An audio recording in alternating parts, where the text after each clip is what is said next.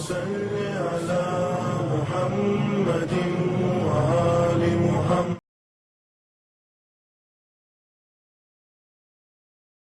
السلام علیکم ورحمۃ اللہ وبرکاتہ. پروردگار عالم سے استدعا ہے کہ جہاں بھی ہوں پروردگار عالم ہمارے مولا کے چاہنے والوں کو حفظ و امان میں رکھے.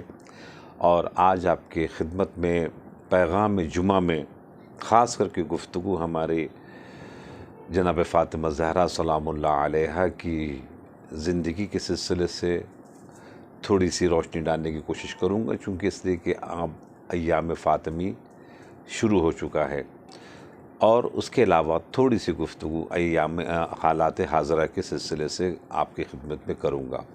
عزیز و دوستوں، جناب فاطمہ زہرا سلام اللہ علیہا اتنی زبردست شخصیت ہیں ولایت کے سلسلے سے، امامت کے سلسلے سے، کہ اگر ان کو صحیح طور کے اوپر متعارف کرا دیا جائے، سمجھا دیا جائے، لوگوں کو بتا دیا جائے، تو پھر کوئی بھی شیعہ مذہب سے دور نہیں رہ پائے گا. چونکہ اس لیے جناب فاطمہ زہرا کی زندگی مکمل انقلابی زندگی ہے، ولائی زندگی ہے، اور اس ولایت میں ایک ایک لمحہ جو ریسرچ کرے گا انسان تو پھر وہ دور نہیں رہ سکتے. اسی دشمنوں نے مکمل طریقے سے پوری مکمل زور و شور سے جو کچھ وہ کر سکتے تھے، انہوں نے جناب فاطمہ زہرا کو ایک دم اپنے مسجدوں سے دور کر دیا. اور پنجتن پاک کا ذکر کرنا، اس کا مطلب یہ صرف اور صرف شیعہ کی ذمہ داری ہے. اس ٹائپ سے وہ جناب آل محمد علیہ السلام کو مسلمانوں سے روشناس نہیں کراتے ہوئے. انفارچونیٹلی ہمارے دوسرے برادران، خوب تو پھر ہماری ذمہ داری بنتی ہے کہ ہم زیادہ سے زیادہ جناب فاطمہ زہرا سلام اللہ علیہا کے سلسلے سے صرف ایک فہرست کے طور کے اوپر میں بیان کروں کہ جن کو بھی میری آواز یہ سنائی دے رہی ہے یا سن رہے ہیں، تو دوستو عزیزو، جناب فاطمہ زہرا کے لیے اگر ریسرچ کرنا ہے تو جا کے ریسرچ کریں باغ فدق کے سلسلے سے. اگر باغ فدق کے سلسلے سے ریسرچ کریں گے حق تک پہنچ جائیں گے. ریسرچ کرنا ہے تو جناب فاطمہ زہرا کے لیے ریسرچ کریں کہ ان کی قبر کا نشان 3 جگہ پر کیوں ہے، ان کے نشان کو کیوں نہیں صحیح طور کے اوپر بتایا گیا، کیوں انہوں نے اپنی وصیت میں، جناب فاطمہ زہرا نے اپنی وصیت میں ایک ایسا ایجیٹیشن کیا کہ دنیا میں اتنا بڑا ایجیٹیشن آج تک نہیں ہوا کہ 1400 سال سے ان کی قبر کا نشان نہیں ہے. ورنہ ایسی اگر احترام کی بات اگر ہوتی تو جناب خدیجہ کی قبر، جناب فاطمہ بنت اسد کی قبر، جناب معصوم قوم کی قبر وغیرہ وغیرہ سب مشخص ہے. جناب مریم کی قبر، جناب حاجرہ کی قبر سب پتہ ہے کہاں پر ہے. ان کی قبر کیوں اس انداز سے؟ یہ ایجیٹیشن تھا جناب فاطمہ زہرا سلام اللہ علیہا کا ولایت کے سلسلے سے. جیسے میں نے عرض کیا کہ جناب فاطمہ زہرا کی پوری زندگی ولایت کے اوپر ہے. اس کے بعد پھر جس وقت غصب ہوا ہے مولا متقیان کی خلافت، تو گھروں پر جانا، انصار سے ملنا، یا پھر اس کے بعد پھر بیت الاحزان میں جانا، رونا. اور ایک مرتبہ جب لوگ پوچھتے تھے تو تفصیل کے ساتھ مظالم دشمنان اہل بیت کو بیان کرنا، حق کے غصب جو ہوا ہے اس کو بیان کرنا. یہ جناب فاطمہ زہرا نے جو اپنی زندگی مثال کے طور کے اوپر پیش کی ہے، ایک بہترین بیٹی، بہترین ماں، بہترین بیوی، اور اس کے ساتھ ساتھ خاتون جنت. اب جب خاتون جنت کا معاملہ آتا ہے تو سب مسلمان جناب والا بولنا خاتون جنت بھی خاتون جنت کے اوپر ریسرچ کیوں نہیں کرتے؟ میں نے ڈربن میں پوچھا تھا، بڑے بڑے سب بیٹھے تھے داڑھی والے، کہ فاطمہ زہرا سلام اللہ علیہا کی عمر کتنی تھی؟ 150-200 لوگ تھے، اس میں سے کسی نے بھی جناب والا نہیں بتایا.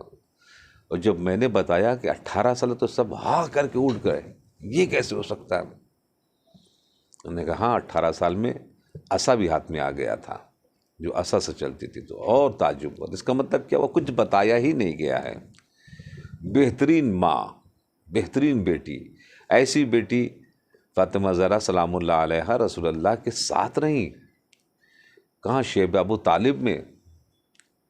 جب رسول اللہ کے اوپر حملے ہوتے تھے تو جناب فاطمہ زہرا سلام اللہ علیہا آتی تھی مدد کرنے کے لیے۔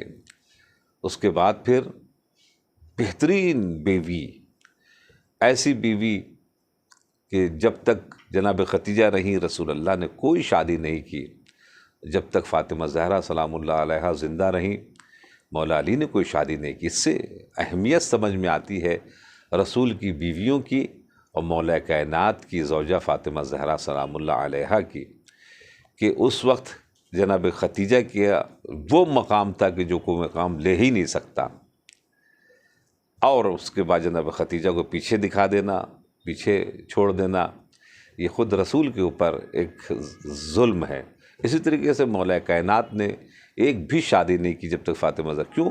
اس لیے مدافع ولایت بن کے کھڑی ہوئی تھیں، زبردست انداز سے، بہترین بیوی کا نمونہ، کہ مولا متقیان فرماتے ہیں کہ میں ٹوٹ کے آتا تھا، چور ہو کے آتا تھا، چونکہ ظلم صرف تلوار سے نہیں ہوتا ہے، ظلم زبان سے بھی ہوتا ہے، تو زبان سے بھی لوگ ظلم کرتے تھے مولا متقیان کے اوپر، ایک دو دن نہیں 25 سال تک، یہ 3 خلافت کا جو دور ہے بہت زخم زبان لوگوں نے دیا۔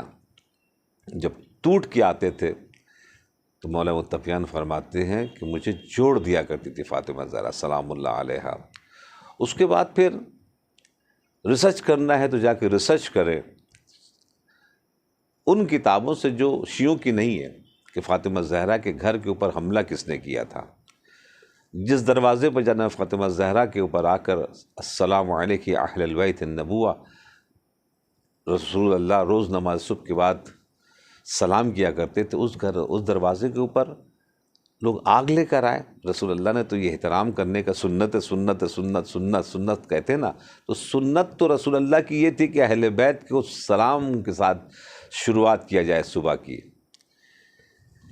کیوں آئے لوگ دروازے کے اوپر آگ لے کر؟ امام حسین کا قاتل یزید شمر، امام حسن کا قاتل چھپ گیا، جودہ بنت اشعث، اس کے پیچھے کون ہے؟ مگر تیسرے بھائی کے سلسلے میں کوئی تذکرہ نہیں کرتا، جس کا نام محسن ہے، جن کو شکم مادر سے ہی اس دنیا سے رخصت کر دیا گیا۔ کیوں کوئی تذکرہ نہیں کرتا؟ کیوں کوئی نہیں بتاتا؟ اگر وہ بتائے گا حقیقت تک جناب پہنچ جائے گا۔ اس کے بتانے کی ذمہ داری کس کی ہے؟ شیعیان حیدر کرار کی ہے۔ چونکہ دوستو ابھی جو سینیریو بن رہا ہے، ابھی جو ایٹماسفیئر بن رہا ہے، وہ ایٹماسفیئر بڑا زبردست طریقے سے چینج ہو رہا ہے۔ آج وہ لوگ جو 1400 سال سے نقاب ڈال کر اسلام کا یا ہیومن رائٹس کا دنیا کے آنکھوں میں دھول جھونک رہے تھے، اس فلسطین اور غزہ کی جنگ سے پوری دنیا نے سوشل میڈیا کے ذریعے سے سمجھ لیا اور دیکھ لیا کہ یہ مثال کے طور کے اوپر گلف والے کتنے بڑے مسلمان ہیں۔ یہ صرف سر کے اوپر رومال ڈال لینا، یا اللہ یا اللہ یا حبیبی کہنا، اب لوگوں کو سمجھ میں آیا کہ مکے کا جو پیش نماز ہے وہ خباثت کی زبان بول رہا ہے، اور جو مولوی ہیں وہ سب خباثت، تو ان کو سمجھ میں آ گیا کہ ہم سے کیا ہوا، کھیل ہو گیا۔ اسی طریقے سے مثال کے طور کے اوپر ان سبوں کا اس ظلم میں ساتھ دینا، اسلحہ دینا، ایئرپورٹ دینا، یہ سب لوگوں نے سمجھ لیا سوشل میڈیا کے ذریعے سے۔ مسلمانوں کی میں بات کر رہا ہوں۔ جارڈن نے زمین دی، اس کے بعد دبئی نے پیسہ دیا، سعودی عرب نے حمایت کیا، مصر نے حمایت کیا، ترکی نے ابھی تک بزنس کر رہا ہے، ایمبیسی کھول کے بیٹھا ہوا ہے۔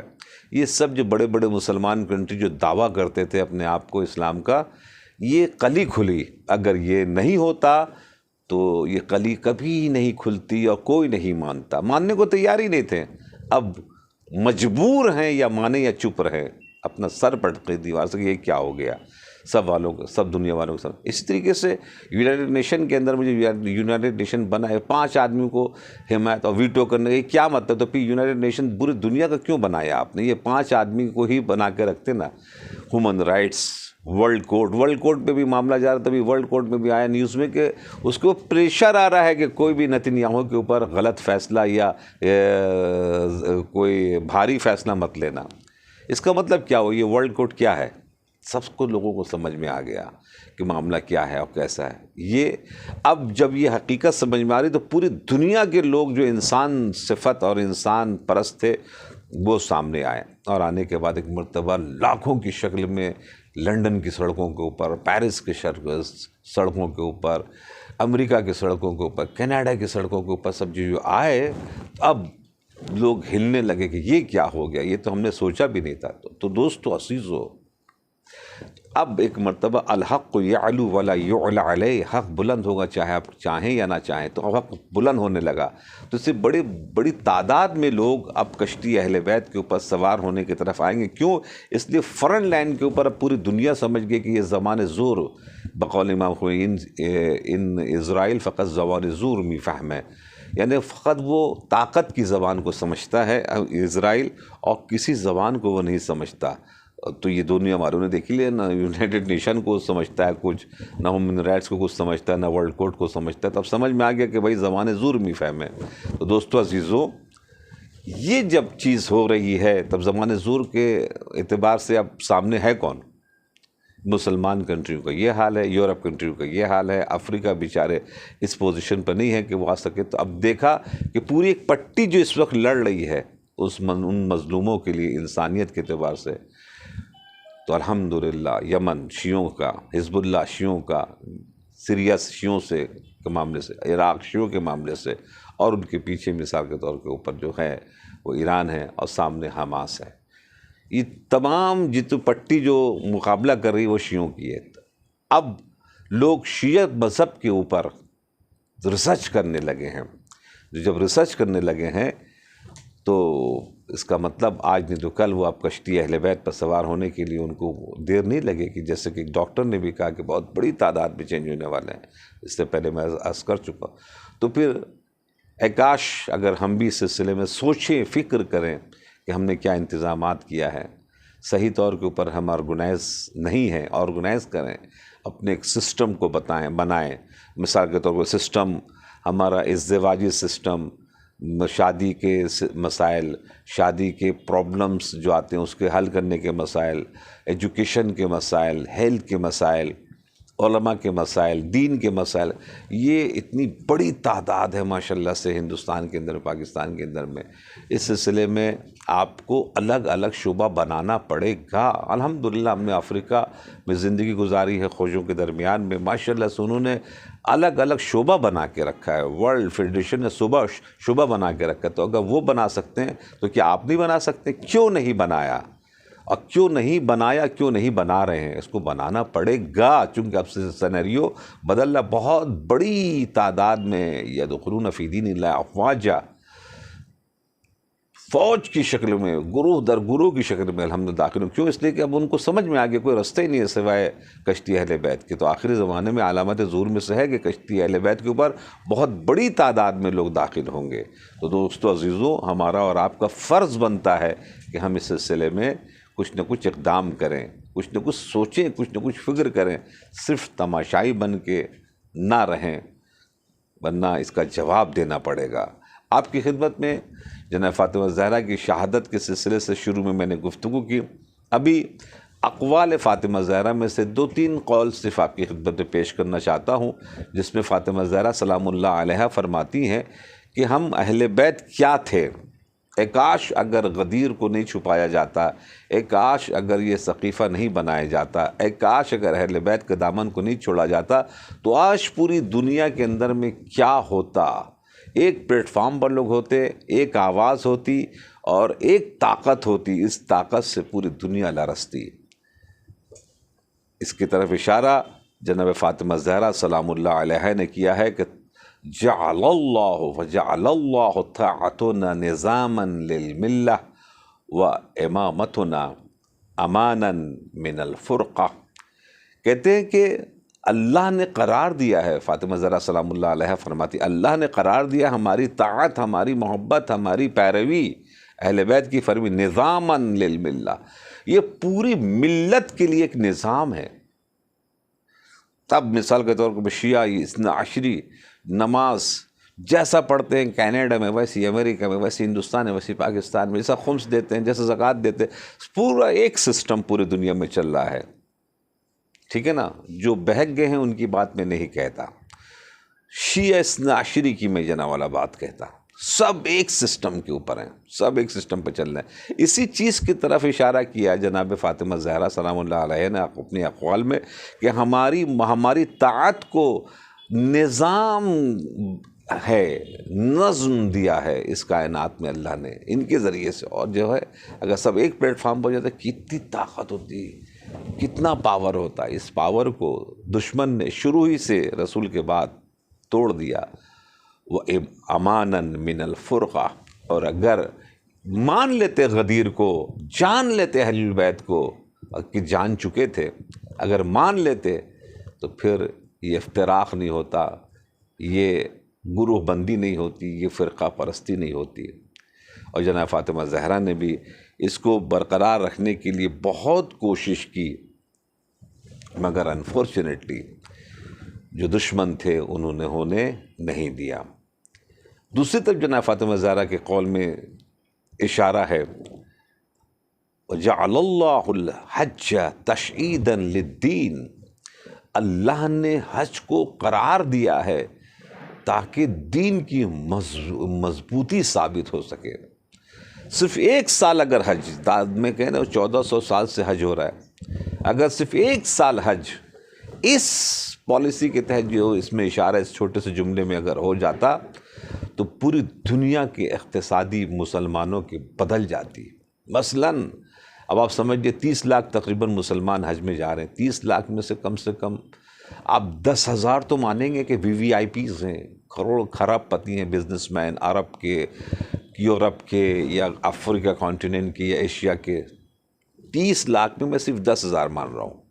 یہ 10,000 جن کے پاس تیل کا کنواں بھی ہے، جن کے پاس گیس بھی ہے، جن کے پاس بڑے بڑے بزنس میں ہیں، بڑے بڑے انڈسٹریز ہیں، منسٹرز ہیں، پریسیڈنٹ ہیں، وزیر اعظم ہیں، MPs ہیں، یہ سب اگر 10,000 جو حج میں 3-4 دن رکنے کا موقع مل رہا ہے اکٹھا نہیں کر سکتے آپ. یہ اللہ کی طرف سے تحفہ ہے فری میں.